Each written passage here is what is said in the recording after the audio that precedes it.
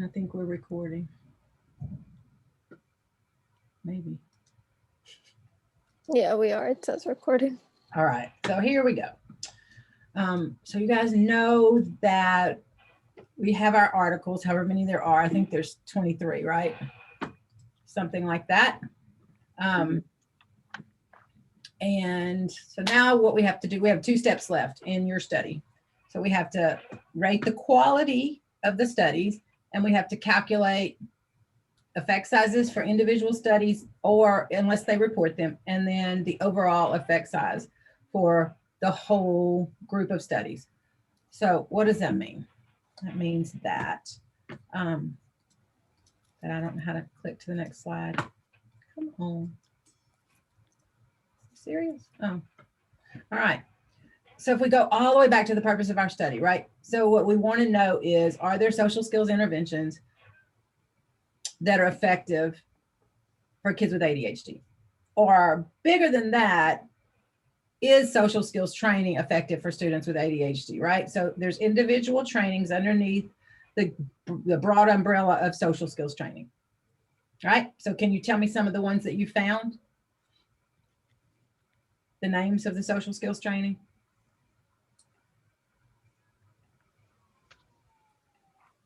A bunch of mine were literally just called social skills training. Yep. Were I there any remember with one names? was Challenging Horizons program. Yep. So the Challenging Horizons program is multi-component, but it Yeah. has, yeah, and it has social skills within it that's called interpersonal skills group. What else? I'm checking the spreadsheet. Yeah. Oh. There's one that's called Outsmarter Social Skills Program. Yeah. There's where'd it go? I have the comment, contingency management training. That's interesting. Yeah, because we're going to talk about that article, because contingency management training is a behavioral intervention. It's not a social skills intervention, but I think they compared it to a social skills intervention, didn't they? Or no? Yeah, they're like trying to improve social competent behavior in children with ADHD. But are they, but okay, so that's one thing that we're going to talk about as we go through this, because if they compared contingency management to a social skills training, we're going to keep it. If not, it's got to go, right? Because even though they were trying to measure the outcome of social skills, they didn't use a social skills training program, which is what we really want to know. Mm-hmm. So we want to know overall, do social skills trainings impact the performance of students with ADHD, right? That's the bottom line. And so we're going to do that by pulling all the literature together and calculating an effect size that will say social skills training is moderately effective for kids with ADHD. It's very effective, right? So those effect sizes will have qualitative indicators telling us the answer to our question. So moderate, strong, weak, whatever it is. And then we can look at the individual program components and actually see which one of those components impacted whether it worked or not. Does that make sense? So an effect size, so funny. When I think about talking to you guys about this and the way they talk to us, even in my PhD program. So an effect size quantifies, it's hilarious, quantifies the magnitude of the difference. I remember thinking, the difference of what? What does that even mean? Quantifies the magnitude. What is a magnitude? So what it does is it gives you a number to represent the difference between the beginning of the intervention or prior to the intervention and after the intervention. So if I want to know if a kid's social competence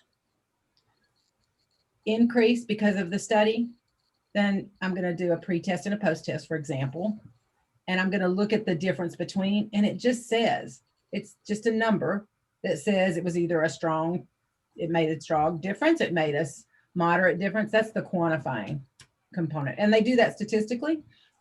We just do it with a computer program. Not really sure how to do that.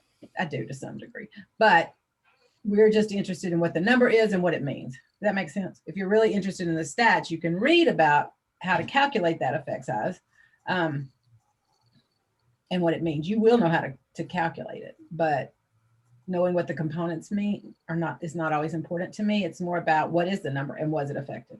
Okay. So what we're going to talk about today is research quality, because if we have a study that's horrible, then we don't want to say because of this horrible study, then social skills training was effective. Why is that? Why do you think, why does that matter? I mean, why wouldn't I want to say that? This study, even though it doesn't seem to be a really good study, it still told me that social skills training was effective. Why do I care about the quality?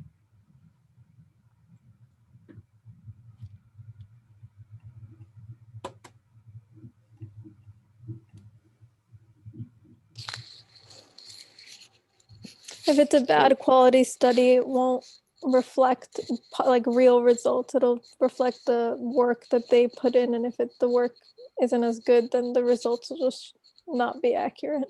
Right, right. And studies have to replicate, because if we have one research study, that's not enough to tell us that social skills training is effective. That's why we're pulling them all together. But if one study sucks, then we don't want to use it, right? So at some point we'll decide if we're going to throw anything out based on criteria. But first we have to look at the studies, and we have to know what is a quality study. What does that even mean? So that's what we're going to talk about today. And there's several different ways. So we talked about the What Works Clearinghouse criteria. We talked about CEC criteria. The other day we talked about Division 12 criteria. I looked at all that and decided that we were going with CEC standards, primarily because to me they make the most sense, right, for us at this point in our lives. So we're going to do that. The problem with CEC is that at times it feels very subjective. So today we're going to talk about that subjectiveness and kind of try to put some qualifiers on it so that we all code the same. The other thing is that we're going to code all the articles. At least 2 people are going to code all the articles so that we'll have reliability to see if there's any problems with the way we're coding because of the subjective nature. Make sense? I see blank stares. Everyone's good? Yeah. All right, good. So CEC has quality indicators or standards for group design, single case design, and qualitative studies. I looked at our studies. They're primarily group. So we're going to start with the group criteria. Okay, I think there's only 1 or 2 single case, which is what I'm most familiar with. So this is kind of new for me too. I've never coded group studies, so this is going to be fun. Within the group design study, within the group quality indicators, they have them grouped in 2 categories. So essential and desirable. I love that word. I don't know why they picked desirable. They could have said optimal. I don't know, whatever. So the essential quality indicators have to be there for the study to be considered evidence-based or effect or quality, right? Does that make sense? So they're essential. The desirable is more about, well, it'd be really cool too if you did these things. So we're going to code both, and then we're going to see how other people applied those and talk about how we're going to apply them later. But now it's our goal to code them. Here we go. So if you have the article, the Gersten article that Polly sent, do you have that? You should open it, or at least have it close to you, because that's where the quality indicators for CEC come from. And you'll see that they're categorized into 5 areas. So first one is, the other thing, you guys, is if you learn quality indicators, then when you do a study of your own, then you'll know what should be there, right? I always think about our studies. In fact, Ayushi and Polly, you should think about our study and where do we fit in all of this, right? What was the quality of our study? Which is an interesting question. But so the first category, there's 5. The first one is conceptualization underlining the study. So this should be in the background. So in order to code conceptualization, underlining the study, you have to read the background, okay? And when you read the background, you're going to look for those 3 things. And anytime you do research, you're going to hear people talking about this. So if you ever end up doing a dissertation or a thesis, these questions are going to come up. So in the background of the study, did you make a case for the importance of the research? So did they tell us why it's important? Is it not important? So that's the first thing you look at, right? Do you believe them? I had a professor that always said, just because there's no research on something doesn't mean that it needs to be done, right? They always talk about, is your shoe size correlated with your intelligence, right? Is that a study we need to do? Nah, probably doesn't have much importance, right? So when you read the background of a study, you'll see researchers trying to build the case for why we're doing this study. So when we write the paper that we're doing, I will build a case that, in fact, Gabby's already built the case, that we need to know about social skills training for kids with ADHD. Why? Right? It's the why that you're looking for. The second part is interesting. Is the conceptualization based on well-designed studies, and does it reflect the scope of the existing knowledge? So you're going to take a shot in the dark at that because you don't have knowledge of the whole literature base for social skills training, right? I don't either. That's why we're doing the study. But when you read it, think about the studies they're talking about. And do they seem to be well designed? And does it seem to reflect what's out there? So as researchers, we use language such as very few studies. So that would tell you about the existing literature, which is what extant is, right? It tells, so we'll say there's very few studies that blah, blah, blah. Or sometimes we'll say there's all of these studies that looked at this, but they didn't look specifically at this little component that I'm looking at. Does that make sense? So when you look at the background of a study, what you'll see is typically it begins trying to build the importance. So when I write, I say 1 million kids have ADHD. So that builds the importance right there that I'm going to address these 1 million kids. I'm exaggerating. You know that, right? But typically, so what it really says is between 1% and 5% of students have ADHD, blah, blah, blah. So that builds the importance. And then it goes further into saying,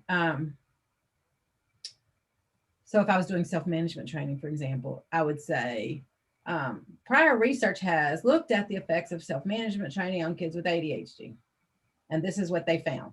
So that's where they're talking about where those studies solid. And then we would go to, but they sucked and I'm going to do this, right? So it's that building, and it's actually called a funnel that gets you down to, and when you get to the end of the background, you should be able to say, yeah, this is important. Based on what they've told me, this is something that really needs to be studied. And this is where people get in trouble all the time. Typically, published articles are pretty solid, but when we do peer review, they come at us. In fact, I just had an article rejected because they were like, you know, you didn't build the study. What is that? You didn't build the reason. That's not a good reason.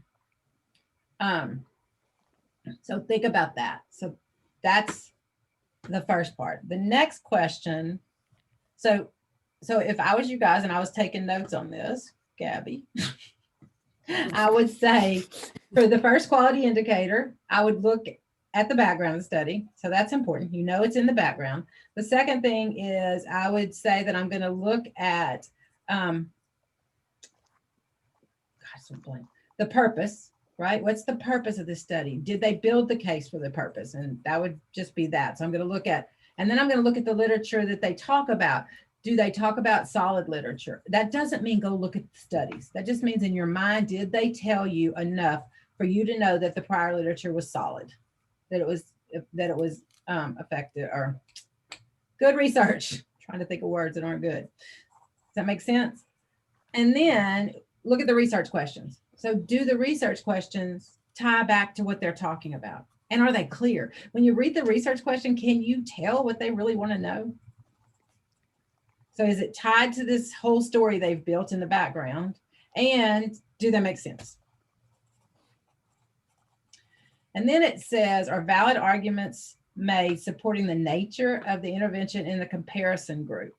So in group design, we don't just have one group, right? We have at least two, and typically one's a comparison group. So did they tell us why they're going to compare this social skills training to whatever the comparison group is? So if they say social skills training compared to contingency management. So contingency management is just behavioral stuff. Okay. So with kids with ADHD, we do a lot of positive reinforcement. So am I going to teach this social skills training? So I'm going to teach this social skills training in one group, and the other group, we're just going to praise them when they do the right things socially. Good job, right? And then we're going to compare whether that increases their social competence. Does that make sense? Sort of. So you're going to look at the comparison group. Does it make sense why they picked that comparison? So typically they would say things like behavior management is a known intervention to be effective with kids with ADHD. Boom. That's why they picked it. What else? So Aishi and Polly, let's think about the study that we just finished a year ago. That we finished a year ago. The manuscript's written, by the way, it's on Steve's plate. But I wrote it. Steve is my mentor, for those of you that don't know. So I took what you guys had written and tried to pull it all together to build a compelling case for the study, sent it to him. He said, this is horrible, send it back to me, which was not even nice. But what he said to me was, you didn't build the case.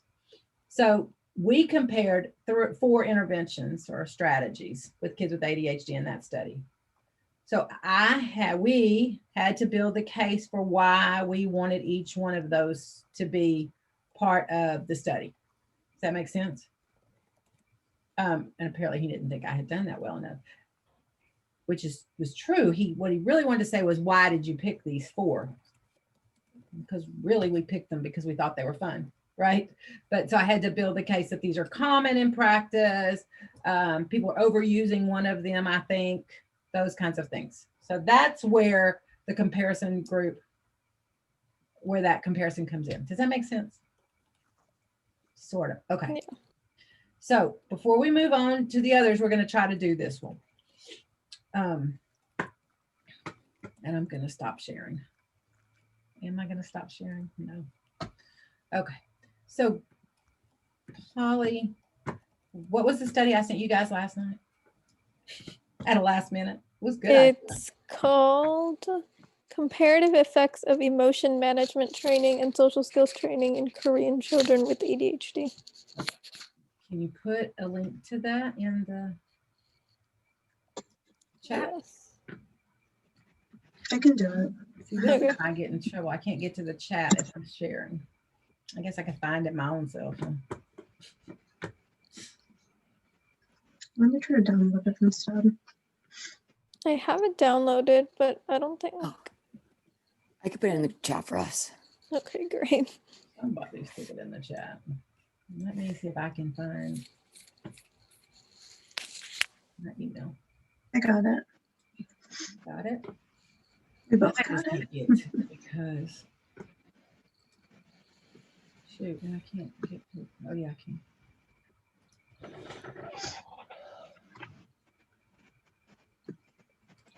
Oh, Troy, it's that one. All right.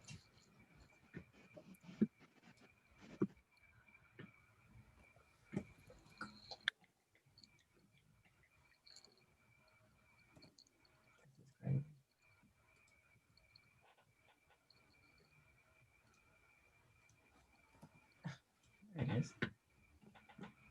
Okay.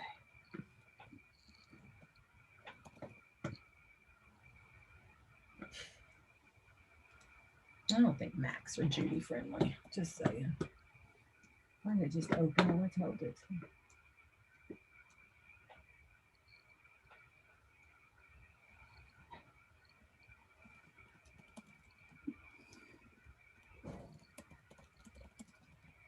All right, everybody's open. So how many of you had the opportunity to read this article? One, I read it. 2, 3. Okay.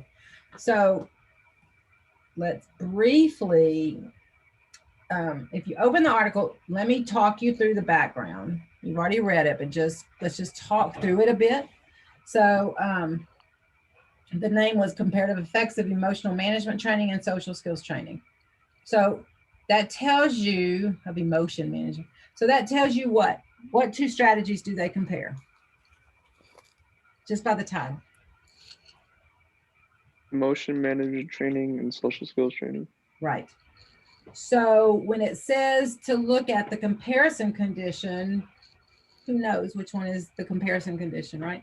But for us, the comparison condition would have been the emotion management training because we're interested in social skills training, right? So on the third question, right here, it says, are valid arguments supporting the nature of the intervention in the comparison group presented? So we know we're looking for arguments for both conditions, right? All right, then we read the abstract. ADHD is associated with social and emotional impairment that goes beyond the core symptoms of hyperactivity, impulsivity, and attention deficits. The study evaluates the comparative effects, blah, blah, blah, of social skills and, wait a minute, of comparative effects of emotional training with, emotional training, management training with social skills training and no treatment. So we lied. Comparative effects of emotion management training and social skills training. Okay, that's a weird title. But they compared it to no treatment, right? So then they're going to have to tell us why they compared it to no treatment. Let's start with the first question. Is a compelling case made for the importance of the research? So those of you that read it, did they make a case for why we need this research? They What said was- it affects 3% to 7% of school-age children. Okay. So I what, saw that. say again? It said that most social skills training interventions have failed to generalize and maintain the efficacy in children with ADHD, and that these studies also don't address the underlying mechanisms of the disorder that cause the various impairments. So I guess that's what they were trying to do in this study. Okay. What else? It also says that emotional training is lacking also in social skills training. Instead of just focusing on just social skills training, that it should also implement emotional recognition and expression too, because I Okay. guess it coincides together. Yep. So are you convinced that they needed to do the study? I am. I thought it was necessary. I don't know. I like it. So at this Yeah. point, it really becomes about what you think. Yeah. So you think it was important? Yeah. So Yeah. Prince, did you think they built the case? Yeah. Yeah. Okay. So when you code these on the coding document, they will be yes, no. So there you're just going to code yes, which will be a 1. And we'll go back to the coding document in a minute. So the second question is the conceptualization based on well-designed studies, and does it reflect the scope of the extant knowledge? I'm going to change that to existing. That word drives me crazy. Although I like to use it now. So Yushi, what you talked about was where they built in prior research, right? So what was the prior research?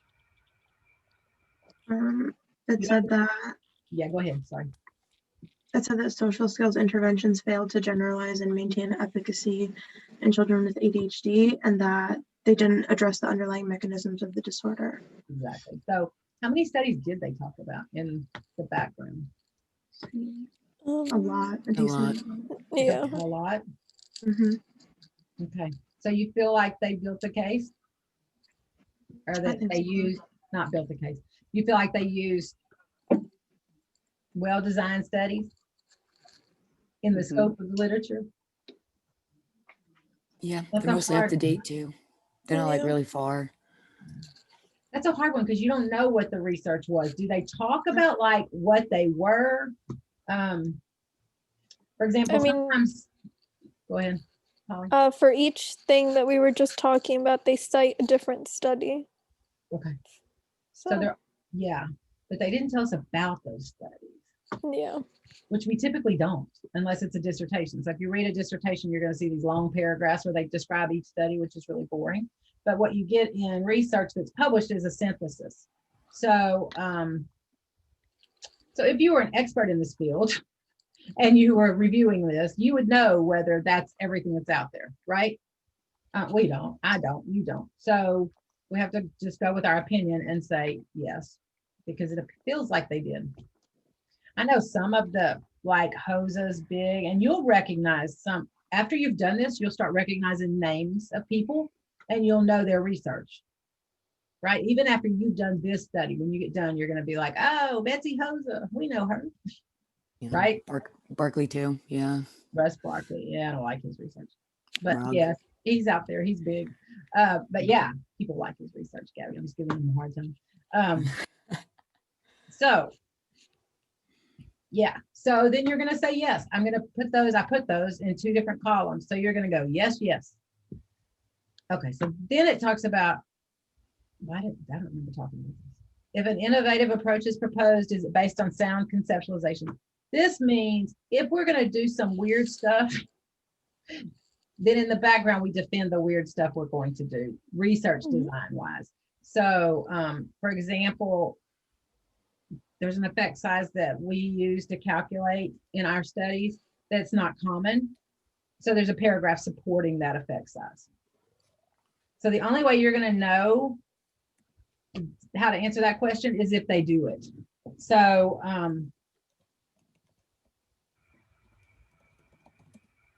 so I suspect that we're going to put, for that one, we'll say yes, no, or can't tell. Yes, no, or unknown, right? So if you see where they talk about the research design, then you're going to say yes. But if they don't, then you're going to say, yeah, I don't know. Somebody else really should check that, right? And then it says, is it based on sound conceptualization formed by sound research? Again, you're going to have to go with what they say. Read what they say. It's subjective. Do you think it's sound? So do you think when I do it, the effect size that we do is called tau u? Did I build the case for using tau u? Right? And then So- the research. Go ahead. For that, would it be like yes, no, or not applicable? So if there's no innovative approaches used, it just wouldn't be like applicable, right? Yeah. And I guess if you guys, yeah, that's good. But I guess remember that when we go back to the I'll code. write that down. But So I think that at some point it'll be, I don't know. And I think that when you guys code, if you're really not sure, put a question mark. But remember that 2 people are going to code each criteria. So you're going to go back and talk about it, or we all will. Makes sense. So go with your gut. What do you feel like? Does this make, yeah, what do you think? Make sense? Okay. So in this study, was there anything, did they talk about any innovative type of research in the background?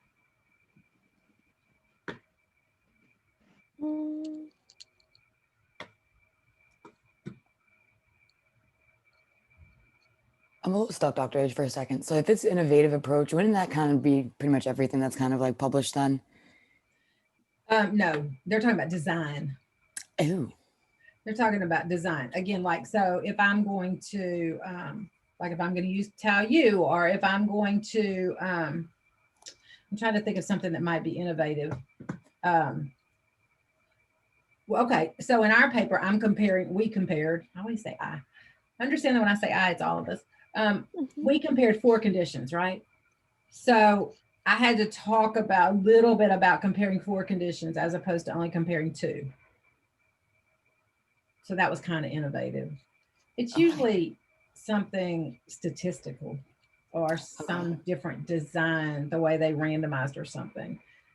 When you read it, you'll recognize it, because you'll be like, why are they talking about this in the middle of talking to me about social skills training? All of a sudden they're talking about design in the background. oh, it's like giving like a confidence interval. It's like a p-value kind of thing. Like, well, yeah. If like that weird way. Yeah, like that kind of innovative. Okay, I got you. Yeah. They'll talk about it and the reason you do it in the background is because you have to support the reason. Again, you have to support the reason why you did it, to prove that your research is quality research, right? Oh, I wish I had one where I could show you an example. Eventually we'll find one. But it's like all of a sudden you're cruising along and then all of a sudden they're talking about the design of the study in the background. And you're like, why are you doing Okay. that here? Okay. And I don't know that you'll see any of those because most of this research is going to be straightforward, pre-post, compared to other groups, right? I hope. It's fun when we find different stuff. Single case design. When we do single case design studies, at times we talk about that in the background. So like, because we have to justify why we're using it. All right. And so did they do any of that in the background of this study? So I was looking at it and I feel like they're making it seem like the emotional management training that they did was something different. They said that the other emotional training programs are unclear and their effects are not rigorously addressed. So it seems like they're trying to compensate for that in their study. So I feel like that could be seen as innovative because they're trying to do something that most people don't or most people haven't succeeded at. Yeah, so that's interesting to think about it that way, as opposed to think about they're doing something statistical.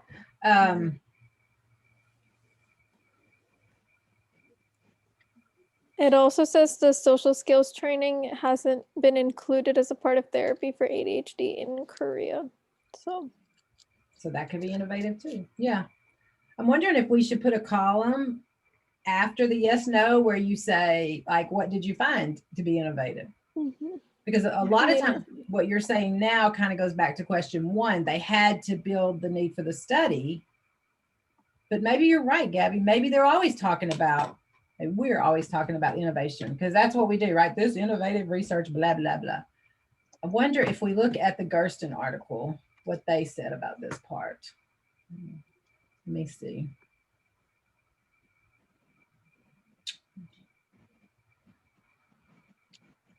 Let's see. So, and you guys should read the Gersten article because they go into it in depth, each one of these things.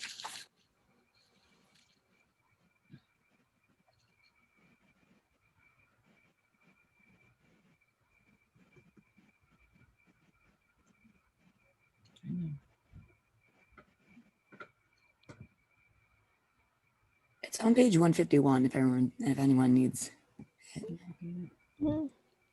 I'm trying to see where they talked about it though in that paragraph. In the recent research, a succinct statement of key questions. We got that. The question should be linked. We got that.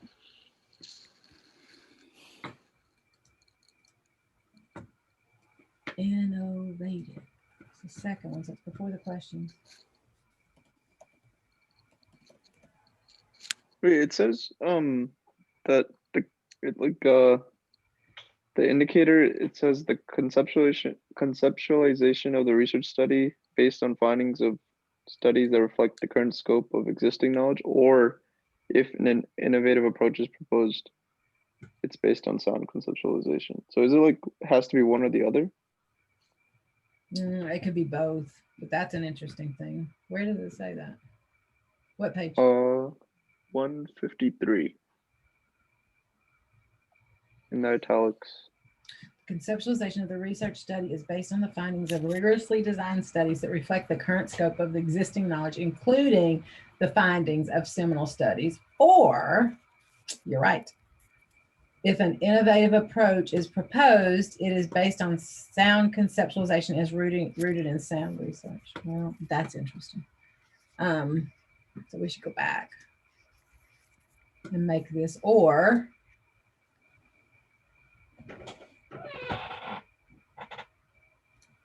Hold on, guys. Let's rethink that. So I guess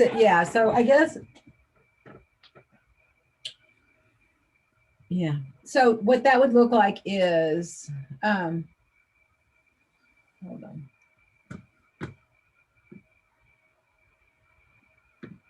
The review of literature should reflect both recent and seminal articles. If there's no recent research, the researcher should state that clearly.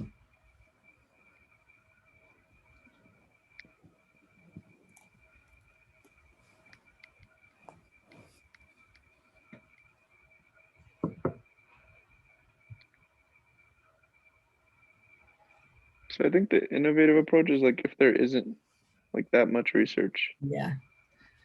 Whether the researcher proposes an innovative approach for which little existing empirical evidence exists or interventions that are subtle variants of evidence-based practice, he or she should focus on the review, blah, blah. Yeah, so basically what they're saying is if there's not research to support what you're doing, there's not prior research to support what you're doing, then you have to tell me why what you're doing is important. That was important. Good job, Prince. I should be more careful, huh? So does that make sense to you guys? Kind of like the shoe size and your intelligence. Yeah, nobody's looked at this before, but I think it's important. Well, you're going to have to support that with something, right? Mhm. Yeah. All right. So that's not the case in this one. There's prior research. They're building a niche within the prior research where their study fits, right? So we can do yes on that one. And then what about the research questions? Are they appropriate and stated clearly?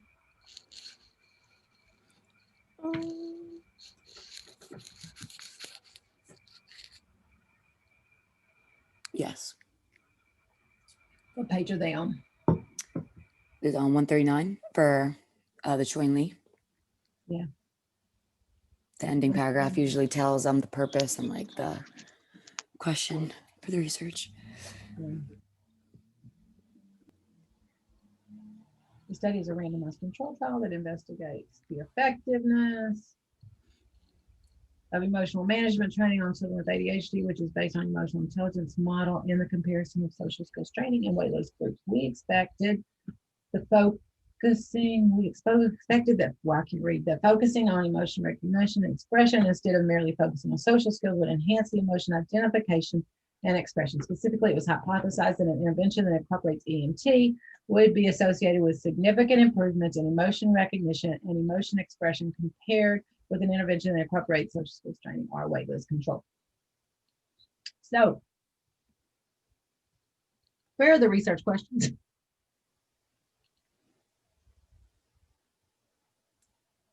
Are there questions there? There's no questions, but they have a hypothesis in the last sentence. Right. So if you took this last paragraph, which is where you'll find the hypothesis or the research question, how would you translate that into a research question?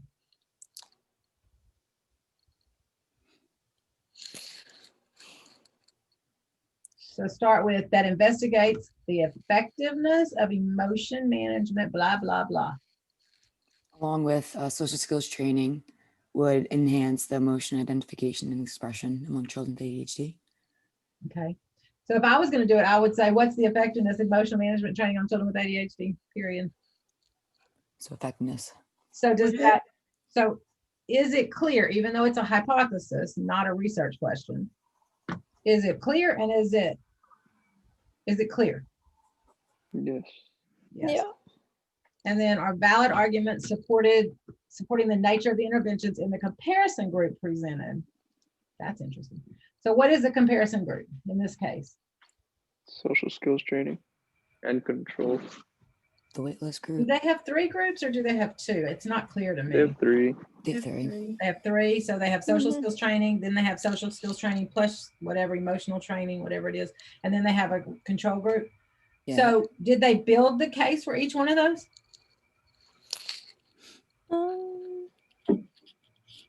Yeah. Let's see, they built it.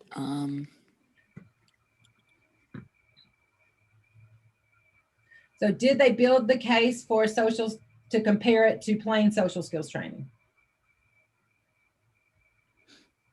Well, they said although social skills training is generally included, to the author's knowledge, specific programs that target emotional recognition have not been yet included So for Korea. So in plain English, how would you say what are they saying is the reason for including that? Simply put, Because it's not been, or social skills training is generally included, but emotional training isn't. yeah. So the reason that they're comparing it to social skills training is because that's typically what happens, which is what we do, right? a majority of what we do is compared to what we call practice as usual. So they kind of built that social skills training is practice as usual. They didn't talk about why they compared it to a waitlist control, did they?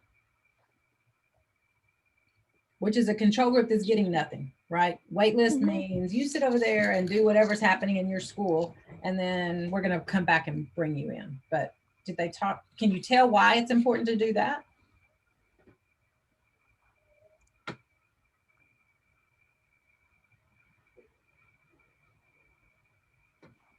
don't think they mentioned anything about that in the background, at least.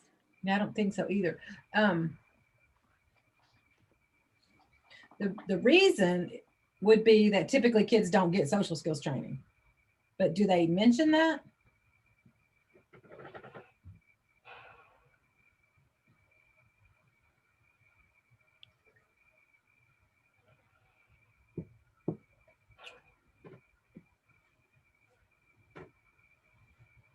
No, in fact, they say the opposite. Yeah.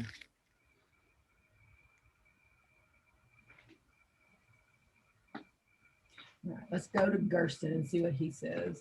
Did he tell us about any of this? Here. So on page, whatever this is, 154, the last paragraph in the first column he talks about, right?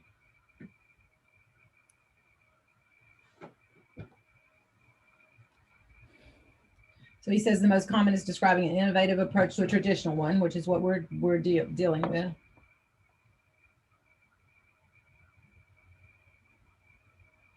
And he says if that's the case, then we need to know the typical outcomes, which we do. They told us that.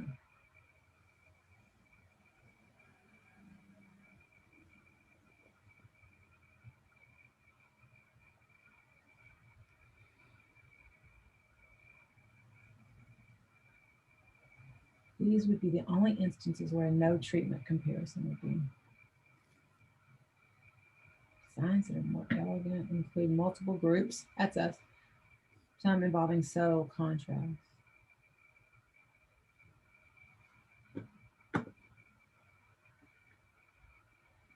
So that's interesting. There are occasions when a researcher is broaching a new topic and simply wants to know if it leads to change. These would be the only instances where a no treatment comparison group would be appropriate. So I don't know how I feel about that.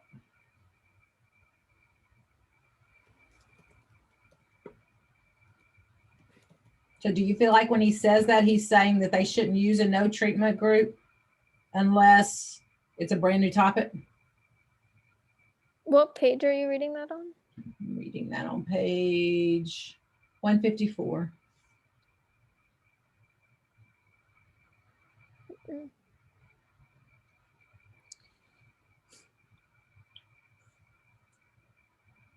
So what was your question? If they should have a comparison group, like a waitlist group, control group? It says, there are occasions when a researcher is broaching a new topic, so something nobody's ever done before, and simply wants to know if it leads to change. These would be the only instances where a no treatment comparison group would be appropriate. Yeah, I think that, yeah, because introducing a new topic, EMT, to social skills training, which is new and innovative. So yeah, they should be because they already looked at social skills training with ADHD. They're bringing a new topic, so I think it should. Okay, so you would say yes to this one? Yeah, for a control group, yeah. I think it's important that they're doing because there's 3 groups. A lot of times in reality, what this means is when you start recruiting for a research project, you end up with too many students like we did, but we messed up. But so if you end up with too many students that are eligible, then you can make a wait list control and you can compare what's happening. I mean, you have a natural control group, right? So they're just hanging out there waiting for you to be able to give them the intervention. So you might as well collect data on how things are going. I mean, that's what it looks like at times. So waitlist is so different than no treatment. Yeah, because waitlist means you're going to pull them back. Ooh, okay. You're going to give them the intervention at some point, which is really good in education. in education research, people don't like no treatment conditions because that kind of looks like we're just leaving kids hanging, right? So we identify problems and do nothing. There's an ethical question there. I do it in medicine all the time, right? Mm-hmm. But as educators, we're kind of like, yeah, that doesn't feel good. So we tend to give some treatment. Make sense? Yeah. Okay. So for this category, quality indicators for conceptualization underlining the study, both of those questions were yes, right? Mm-hmm. Okay. So I want y'all to practice on your own. So let's pull a different article.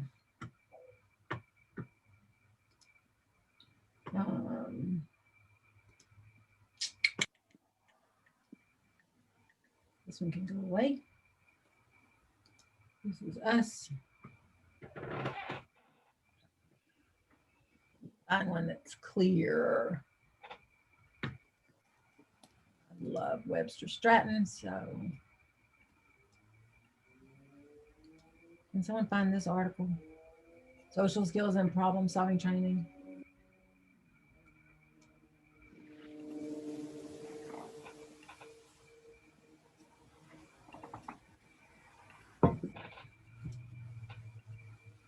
Oh, could you just click the link, Dr. H?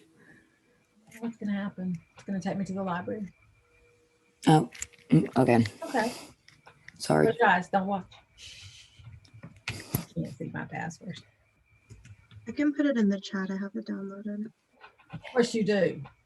Look, my password's going to expire in 3 days. For real. Did y'all have to change your password? Yeah, they asked you to. Yeah, I didn't do that. Did you do the 2-something authentication thing? Not yet. Okay. So Aisha, you put it in the chat. I'm going to download it. What year is this? I'm downloading. Let me pull the year on that one. Is it 2001?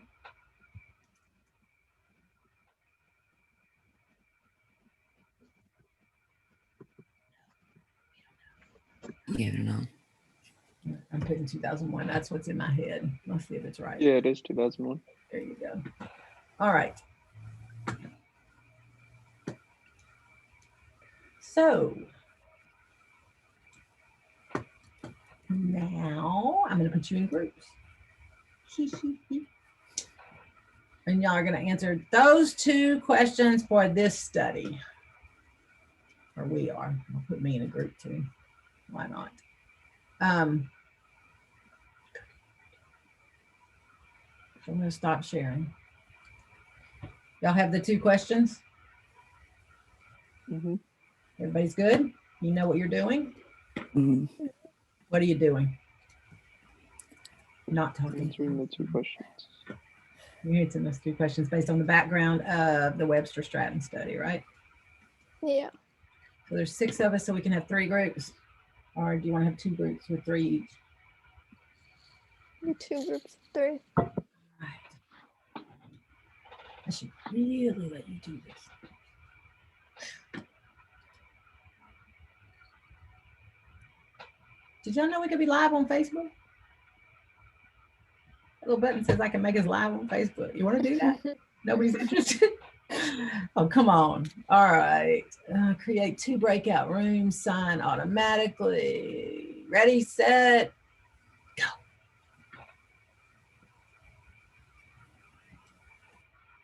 So, I didn't tell it when I'm bringing you back. Y'all didn't go anywhere.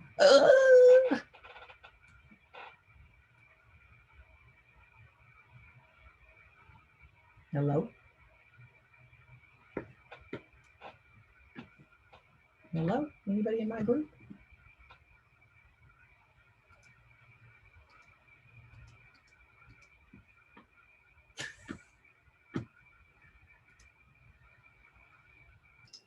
Okay.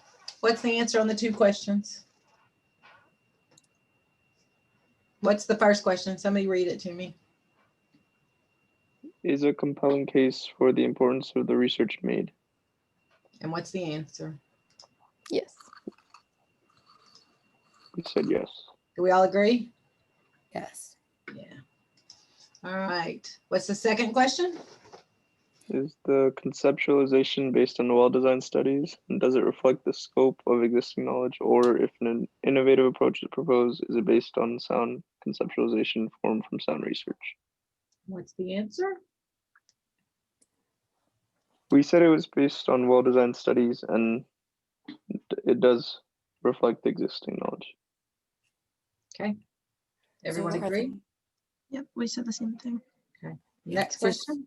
Oh, quick question, Dr. H. Yeah. So our like biggest thing was like trying to like just define what is innovative. Yeah.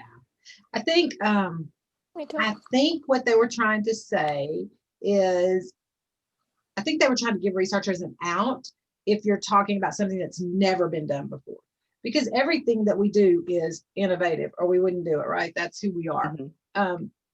So I think what they're saying is, did they build it within the prior literature? Did they make it fit there? Or, and it's prior literature that's directly related. So Webster Stratton has all these studies that she's done on the incredible years, right? So this study is one that she's embedded in her research. So she just added something to what she typically does, right? But so the first time I published an article where we compared interventions to accommodations, no one had ever done that before, right? And there was no way for me to say prior studies have done this. Mhm. So I had to say, I had to really build it solid. And I really had to fight the field to let me in to publish in that area. So that was really, I think they're saying, so because what I did there, did I build the case for that without being able to say prior people have done this and this is what they found? Or I'm just adding a little bit to what prior people have done. I mean, I went on a limb, right? So people had studied interventions. No one had studied accommodations. So I had to build a solid case for why I'm doing this weird thing no one's ever done before. Which, by the way, they're still fighting me on. So- as a field, right? So pretty much, so it builds a little case and then it says, okay, this is what's pretty much listed, you know, lacking in the literature and like what's the gap in the literature. So pretty much that's what would be innovative. Right. So the gap tends to be tiny these days because, you know, like I had a professor tell me one time, there's probably nothing nobody else has ever done or nothing invented that nobody else had invented, right? So even within my studies where I'm comparing these two things, I'm bringing together two things that already happened. So what if I randomly developed an intervention to address something that's never been developed? That would be super innovative. So what would not be innovative? I think you go with the first part of that question instead of the second part of that question. Well, yeah, they didn't think my accommodation versus intervention stuff was innovative. Well, they thought it was, okay, they didn't think it was necessary. So is that not innovative if you don't think it's necessary, or does that answer the first question with no? It kind of does. I don't know if that helps. So we could look at it like, is this necessary? Do we need this research? Yeah. I like that. Yeah. It makes Did sense. they, Yeah. yeah. If it's never been done before, did they build a case for why we need to do it? Makes sense? Yeah. So for this study, it seemed like they were just building on prior literature, right? Yeah, solid Okay. prior literature. Yeah. Okay. So And that's still y'all good? innovative. And that's still innovative, right then? Yeah, the innovative thing's going to stump you every time, but I doubt that you'll see anything that even really applies to. I think that, first of all, when studies go through peer review, if they haven't done this part, they typically don't get published. So I think you're pretty solid on these. However, if there's something that makes you question it, please mark it because we want to talk about that, right? Especially we should- older studies. You're going to see more like, what are the years on these studies? Do y'all remember what the inclusion criteria was? Was it 97? 1975, right? Let's Yeah. see. So if older studies, before people start telling us you should do this, this, and this, may be missing some of these components. And that's how this came about, right? So we actually borrow quality indicators from research from medicine. And we kind of brought them into our research because educational research had a horrible reputation for being not quality.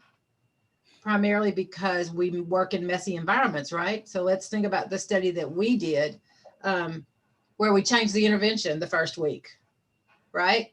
So then if I went and published it as if we'd used that same intervention, which I almost did, by the way, I just caught it, then that would have been really crappy, right?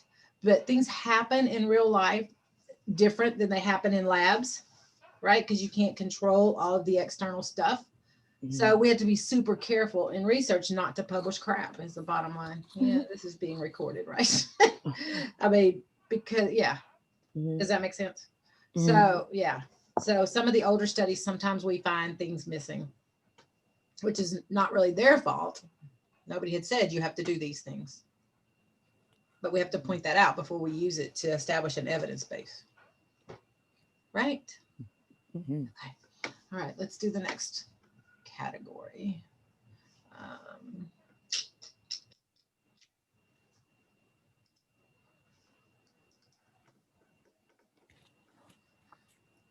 Oh my goodness. I'll be so glad when I don't have to look at y'all on the camera. Did I say that already? That's really bothering me today. All right. How many of you bet we continue to do some of this? Yeah. Some of this on screen stuff after we go back. Okay. I think we will too. So the next one is quality indicators for describing the participants and the sampling. So the first question is there a compelling case for the, what? You went back. Why did I go back? Was sufficient information provided to determine, confirm whether the participants demonstrated the disabilities or difficulties presented? So remember that we're not looking for at risk. We're looking for kids with ADHD, right? In their description of the participants, did they give you enough information for you to believe that everyone in that study had ADHD?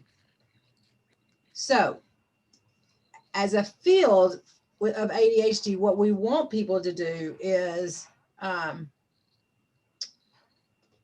reassess the characteristics of ADHD in some way, as opposed to taking outside opinions. However, that's probably not what Gersten said. Let's read what Gersten said. So if you've done studies with me, you know we go and assess kids, right? We meet with them. I give the Woodcock-Johnson, the parents fill out rating scales. I want to make sure that those symptoms are there. And that's primarily with kids with ADHD because so much diagnosis happens without sufficient criteria, right? So if you're going to do a research study, you want to make sure that your kids really have ADHD. So you do that. So you test them. Let's see what Gersten said. In relation to this. So I guess the question is, does he want them to reaffirm that the kid has the disability, or does he want sufficient information, or that they just told him where the definition came from? What page is it on, guys? 151. 151. I think it goes more into it on 154 for describing participants. Okay. Fundamental issue for generalizing study results is whether the participants actually experience exactly. Ooh. Yeah. To resolve this, researchers have moved beyond school district levels. So that means it's got to be more than the school district said it. That's going to take out a few of the studies. Well, it's just one. We'll calculate their total score. I mean, it won't kick them out, but we'll calculate their score, I think. I don't know. We'll have to decide what we're going to do with that. Informing readers that students met the state criteria for identifying students as developmentally delayed provides little information on the type or extent of the disability. So just saying that the school district said is not enough. Researchers need to provide a definition of the relevant disabilities or difficulties. Wow. Yeah, you're right, Gabby. And then include assessment results documenting that the individuals included in the study met the requirements. So they have to have done some assessment to determine. That could be simply a rating scale, right, that mom filled out, but they have to do something other than just say the district said this kid's got ADHD. For example, if the study addressed students with math difficulty, the researchers would define the math difficulty. So you're looking for a definition of ADHD. Really?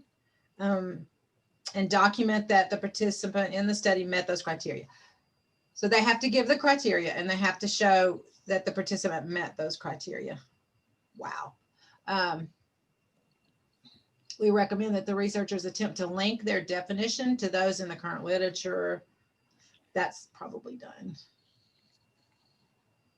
Researchers should provide enough information about participants so that readers can identify the population. Okay, so that's the second question.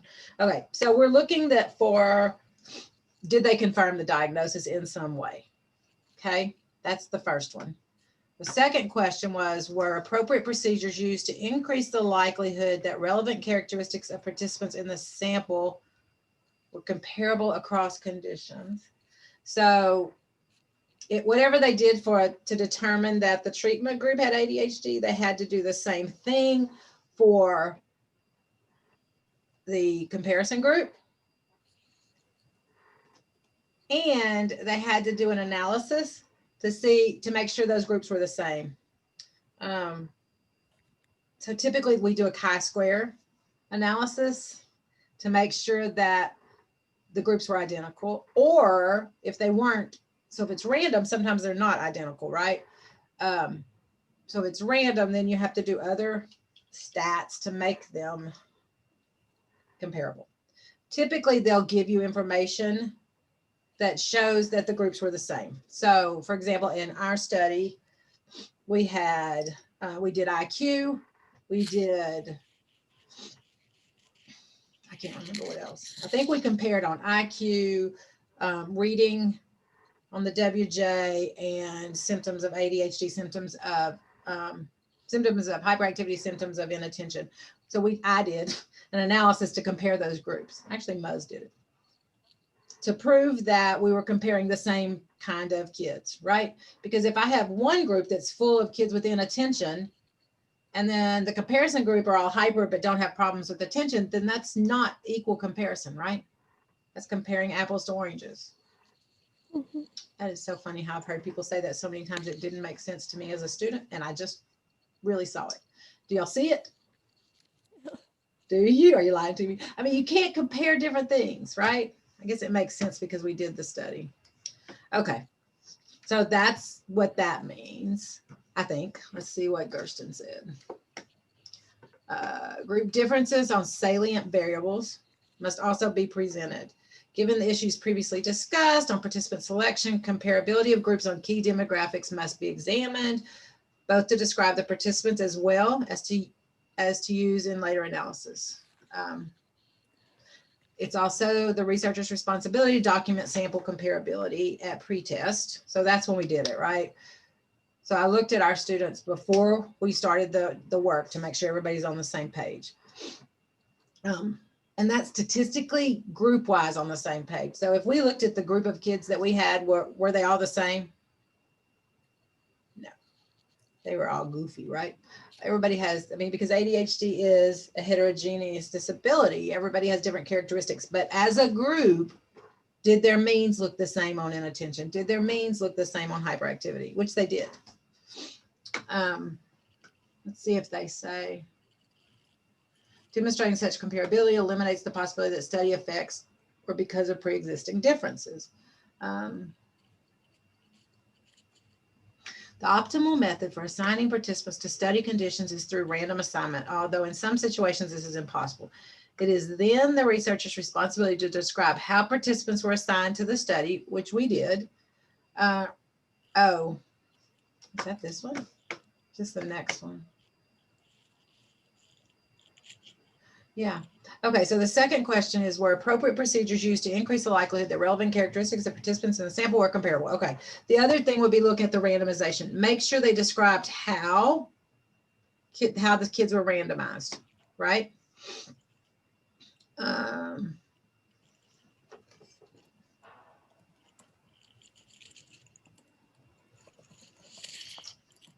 And then it says they don't have to be randomized. It's okay if you did it without randomization, but the groups have to be the same.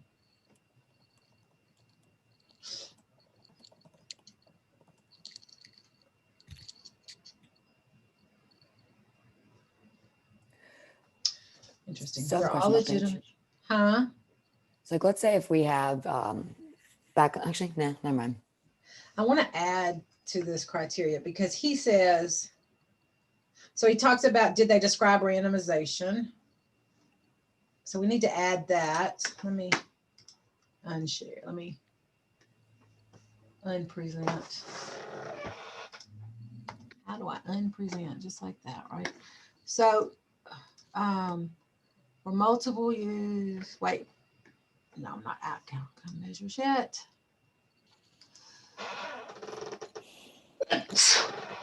Or appropriate procedures used. Thank you. So we're going to add randomization.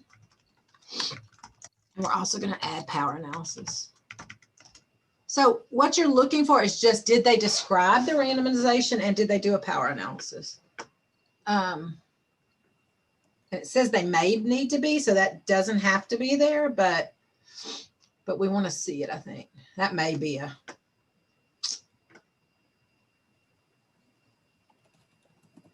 randomly selected subsample is often appropriate. Another advantage is that power is increased because the standard deviation between classes is much lower than the standard deviation between all students. We recommend that researchers work closely with a skilled statistician on these issues. That's how you solve those problems, which we did not do. It's important to note that random assignment does not guarantee equivalent studies. So did they do, did they report analysis of group equivalency? So you're looking to see, did they report analysis that said these groups are the same because of this? Can't spell equivalency. Yeah, that's what I meant. Okay.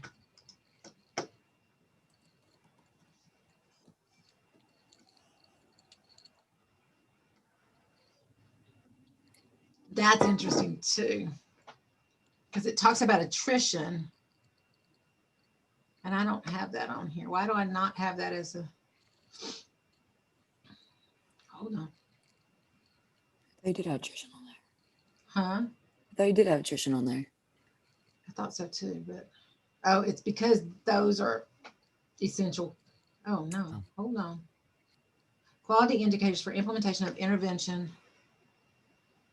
Quality for describing persistence.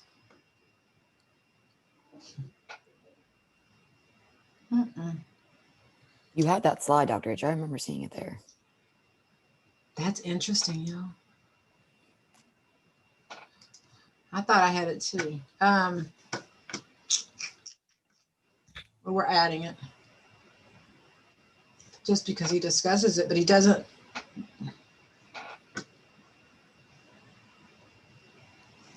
I don't know, that's interesting.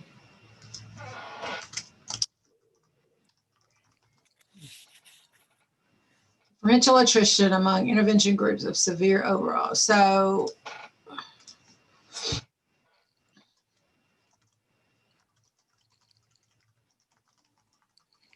you guys know what attrition is?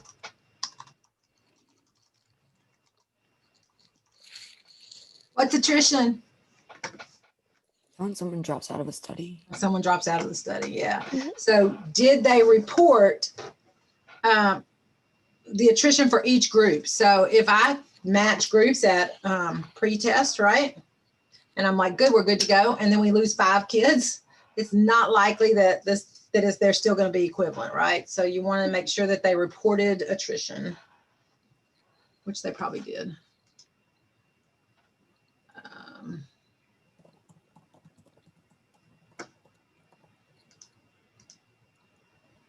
Okay. Let me keep reading to make sure. Oh, okay. So then they go into the next one, which is, was sufficient information given characterizing the interventionist or teachers provided? Did they Did it indicate that they were comparable across conditions? Oh, that's weird. We don't do that. I didn't do that with you guys. That's interesting.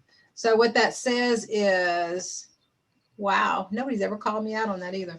So, so do they give the characteristics of the teachers or the interventionists? That's because a lot of times in schools, the researchers are the interventionists. So the first question is, did they describe them? So I did describe the research assistants, I think, in our paper. I did not do analysis to see if they were the same. I don't even know if maybe they don't need to be an analysis. So when you read it again, think logically. So if I had 4 research assistants, I said they were all undergrad. I guess that's probably all I said. I said I gave them equal training. So did that make them equal? We hope, right? So think about that as you're reading it. Let me see what else they see. Researchers should provide a precise description of the independent, Judy. Researchers should supply enough information about the intervention providers so that readers understand the type of individual who may be capable of administering the intervention when it's used outside the context of the study. Relevant characteristics may include age, sex, race, educational background, prior experience, professional experience, number of children with and without disabilities in their family. Oh, I guess if it was for parents, there you go. Yeah, the researchers must describe how intervention providers were assigned to the various conditions. That will be interesting.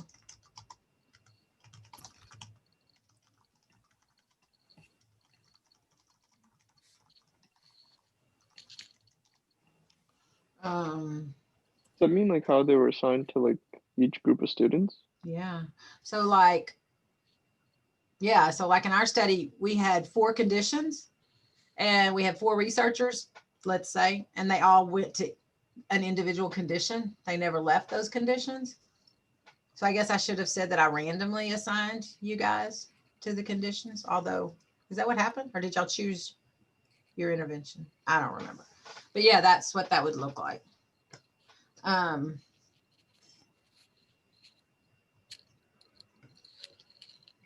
Random assignment is the preferred method, but other approaches often are necessary.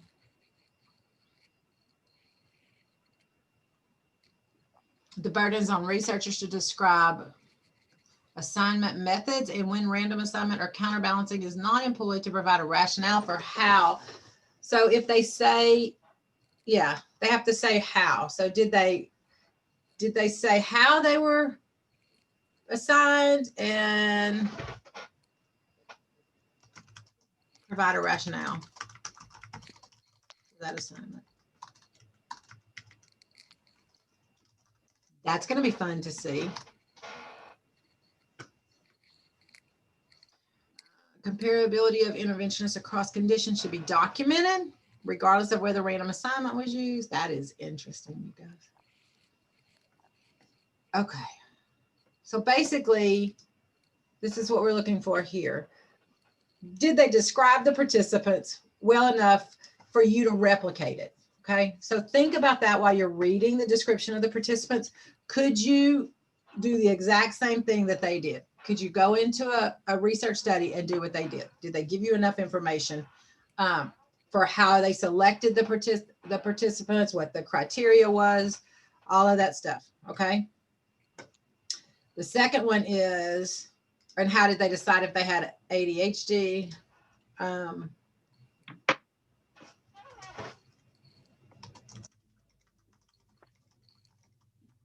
did they describe the inclusion criteria? Were appropriate procedures used to increase the likelihood? So did the groups match? So how did they randomize?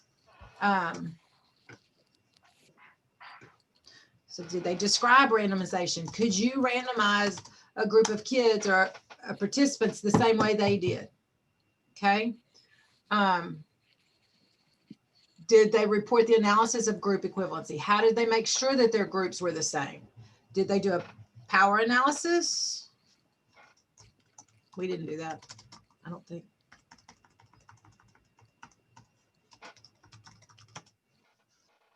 Did the researcher report attrition for each condition? Okay, we were together on that one. Okay, And the last one was sufficient information given characterizing the interventionist or teachers provided, whoever implemented the intervention. Did it indicate whether they were comparable across conditions? How were interventionists assigned to conditions and did they provide a rationale for that assignment? Okay, let's try it with the Choi and Lee study. Open Choi and Lee. Go to the method section, look at participants.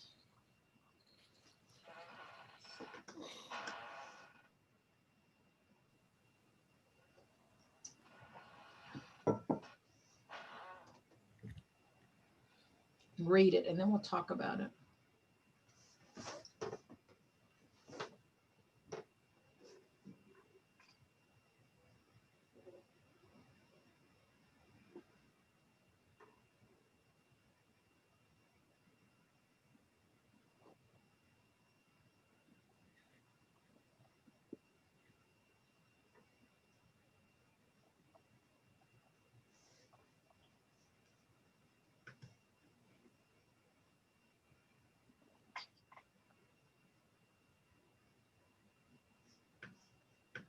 Okay.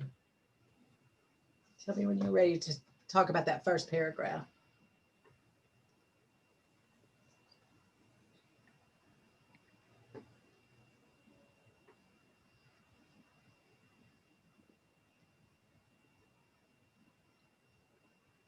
Ready? Yep. Just the paragraph. Okay. Was sufficient information provided to determine, confirm whether they had ADHD? Yes. Yes. Did they give you inclusion criteria? Yes. So that paragraph didn't speak to randomization, right? So let's find the randomization information. It's probably under procedure.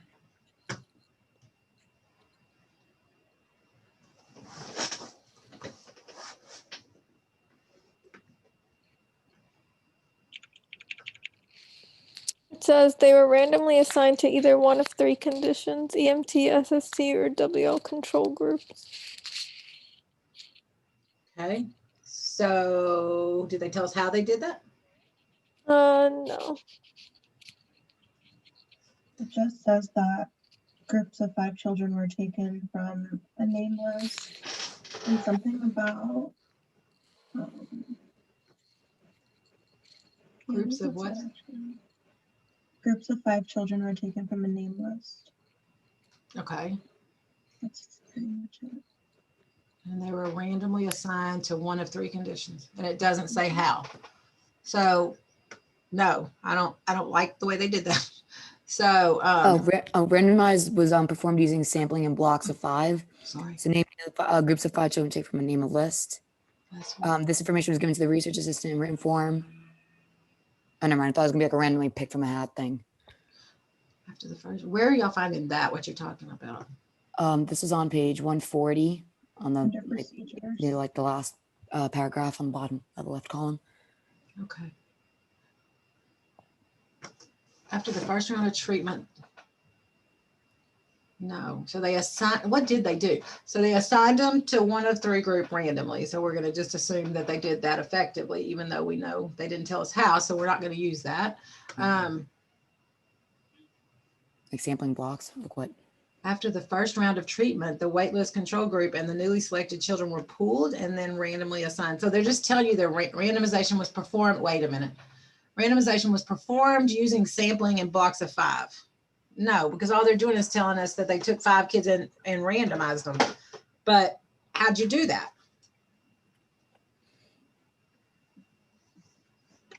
So like in our study, how do you think I described the randomization, Polly, Ayushi? Or how did y'all describe the randomization? How did we randomize? So every used- day we had the names, like their numbers, and we would put them randomly into the groups that, like either the groups 1 through 4. That's pretty much how we randomized. And that's what I said, except I think what I said was that they took a card. Maybe I did. No, I did say the research assistant put name cards on their desk. Yeah, we used to shuffle them every time. Yeah, and I reported that. As silly as that sounds, I said, I don't know if I said the shuffling part. But I do. I remember saying that they put them on the table, right? So this study doesn't give you that much information. So, okay, I'm questioning how you randomized. So I'm not sure about that. So they didn't describe it. Did they talk about group equivalency? Yeah. They said there were no gender, age, or IQ differences between the 3 conditions. Okay, they said that. So that's good, right? So that makes us trust their randomization to some degree. Did they do a power analysis? I don't even know if I need that in there. I think I'm going to leave it there for now. And I'll make it a separate column. But did they do a power analysis? No. So instead of saying, did they do analysis of group contingency, I'm going to say, It says we did not calculate appropriate sample size to strengthen statistical power. That was the only thing I mentioned about power. Ooh. No. so no. No. Okay. Why can't I spell analyze today? Okay. Well, that was just for the sample size, actually, though. That was just power for the Yeah, sample power size. analysis. Do they say that though, Gabby? They talk They said about, we did not calculate appropriate sample size to strengthen statistical power. okay, so no, they didn't do that. That's interesting. But they reported that they didn't, so we should document that somehow. Did they report attrition? Remember, this was done 20 years ago. No. No attrition. So they're in trouble for that. All right. So that one were appropriate procedures used to increase the likelihood that relevant characteristics of participants in the sample were comparable across conditions. So overall, what is the answer? So it really should look like this. These separate questions help you determine what you want to say to the big question. Okay. So what are you going to say?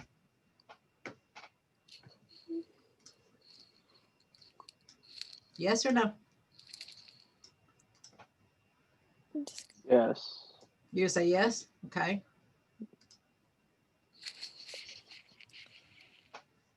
I have a quick Mhm. question about the attrition. Yeah. It says that 5 participants attended 10 or fewer sessions, and they define program completion as attending at least 12 of the 16 sessions. So, like, even though like they didn't technically drop out, those 5 participants wouldn't be listed as having completed the program, right? Like, would we still, what would we say about that? I would probably say that was defining attrition. Good job. I don't know whether they use those students in the analysis. That's the question. Because usually they would say that they left the study completely because they still might use their data, like for some parts of it. So would that still count then, Dr. H? Because I know like for like a previous study that I was working on, like we used some of the participants who didn't use them the full study, even though we didn't Yeah, count we them as did too. attrition. So that's an education trick we do. Okay. But it weighs into the analysis. It's really funny. You know, I was on that big study, the CAR study that was across 5 states. Have I ever talked to y'all about that? And so we had 5 PIs that were big researchers in the field, and they didn't always agree on everything. And one of the things that was one of the things they debated, because the education researchers were like, the kid quit coming, so he dropped out. The psych researchers were like, they're not attrition unless they told us they were dropping out of the study. Yeah, and you know, I come from a psych background. Yeah, Okay, so education. So that's when they. And I hang on to that because it helps with our analysis. If I have data for a kid from 3 sessions, I mean, I did this in our prior study, I think, then I keep it. But if it was working, so I go with that, but I say that too, you know.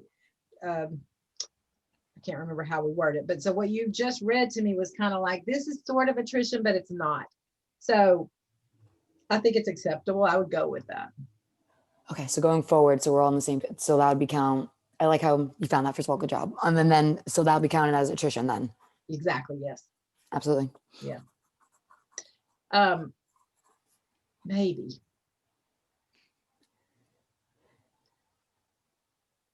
It's going to get deeper because it becomes whether or not they calculated attrition.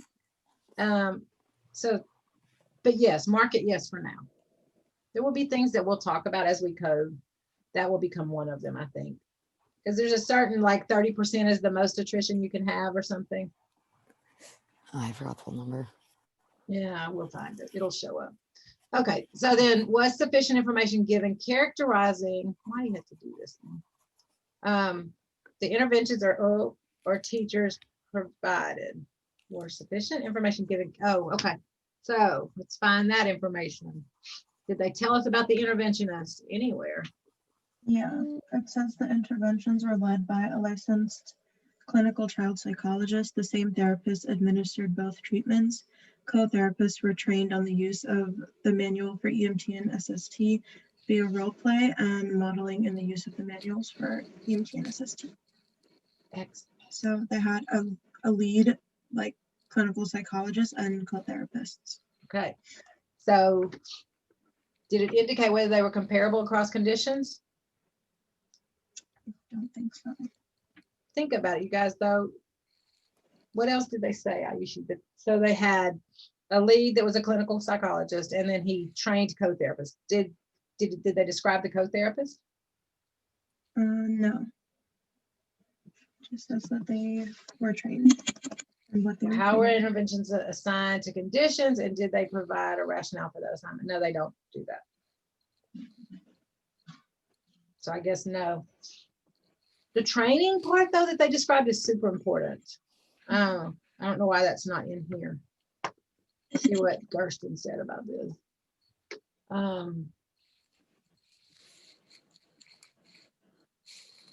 Comparability of interventions across conditions should be documented regardless of whether random assignment was employed. Researchers must quantify relevant background variables that, no, they didn't. Well, of the intervention providers associated with each of the study conditions. Well, they gave us background some. This is especially true if the interventions are not counterbalanced, which they're not, across conditions. With such information, readers can be assured that the effects of the interventions are not due to pre-existing differences between the intervention providers. The favorable effects of interventions are in fact attributed to the intervention. I've always worried about that.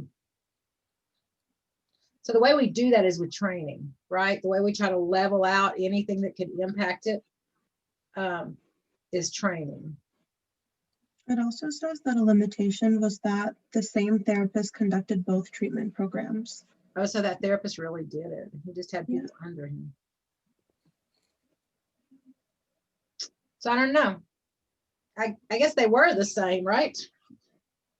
So how would you answer this one? Was sufficient information given characterizing the interventionist or teachers provided? So it was a therapist. Mhm. And so what do you think? Yes or no?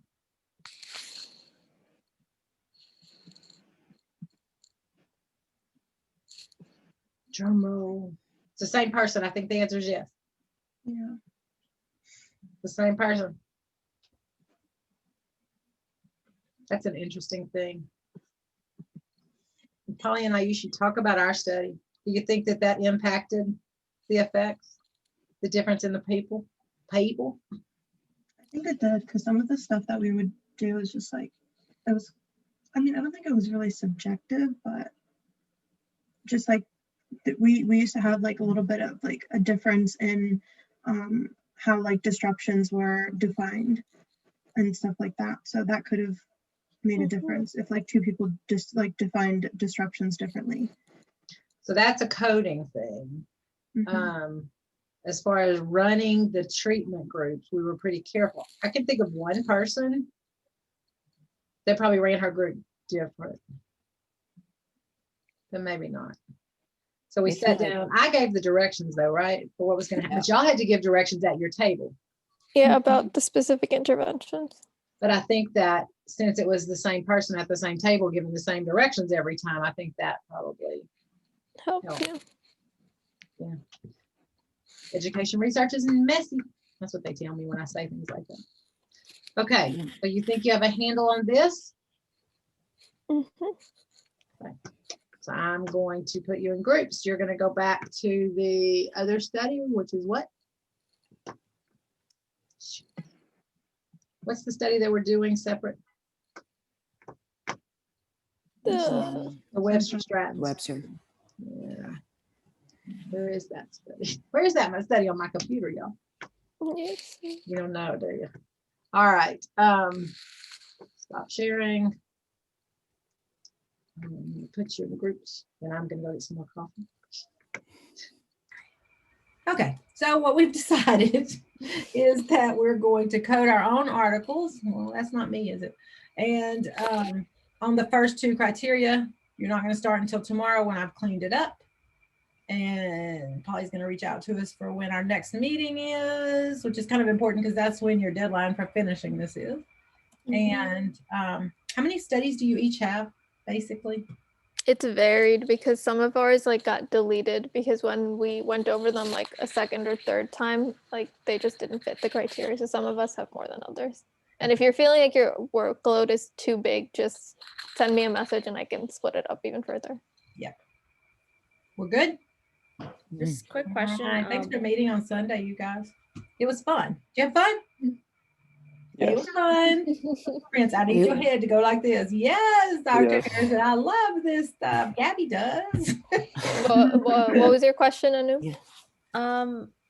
Are we keeping studies that only have the intervention for the parents, like not the child, or Don't are we remember. keeping both?